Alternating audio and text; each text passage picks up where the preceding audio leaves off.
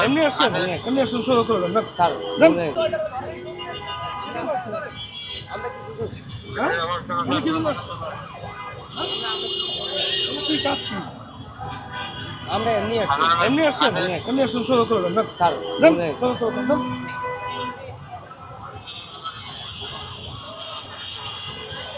ভাই এই যে এরা আসলে শাহবাগে গরু করতেছে এটার কারণটা কি ভাই? আপনি কি পরীক্ষার্থী? হ্যাঁ?